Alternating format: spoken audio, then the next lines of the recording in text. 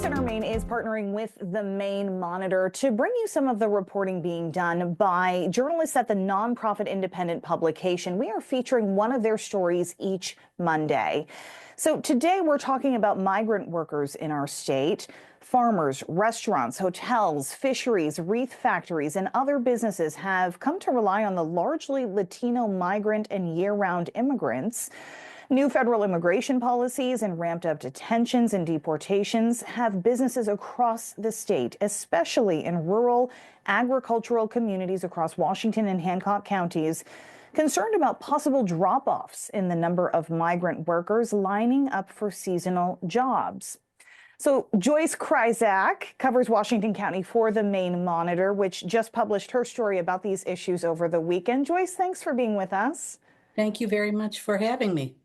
I want to start about the different types of visas. What are the different categories that are available to some of these workers? And why are there concerns about workers who are here legally through these visas? Well, the answer to that question would take a very long time if we went through all of the visas. The United States authorizes somewhere upwards of 200 visas for various purposes.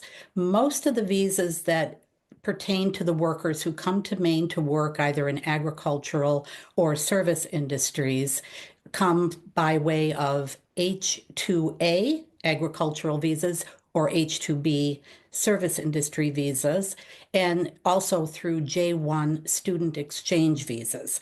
All of these tend to be temporary seasonal jobs.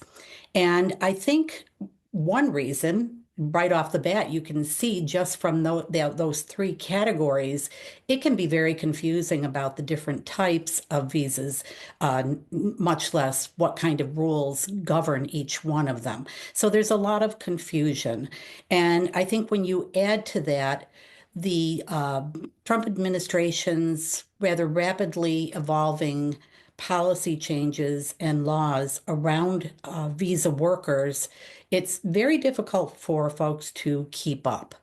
But I think perhaps the biggest reason that you will hear or read about is that people are concerned that migrant workers will take away American or U.S. citizen jobs. And first of all, there are federal laws that pertain to these issues to try to prevent them through wage controls and other measures. And also, the data simply continues to show that there is a chronic labor shortage across the country.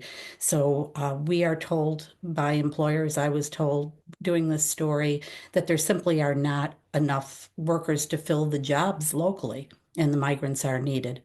Is there concern about what losing some of these visa programs would mean for their business, or maybe even fewer workers deciding to come here? I think the responses to that were mixed. First of all, some employers did not want to talk about that because I asked them about contingency plans and they really didn't want to discuss it. Others were not concerned at all. They said that they have faith, first of all, that those visas will be secure and that those workers will come and that the workers will show up despite some of the concerns about detentions and deportations.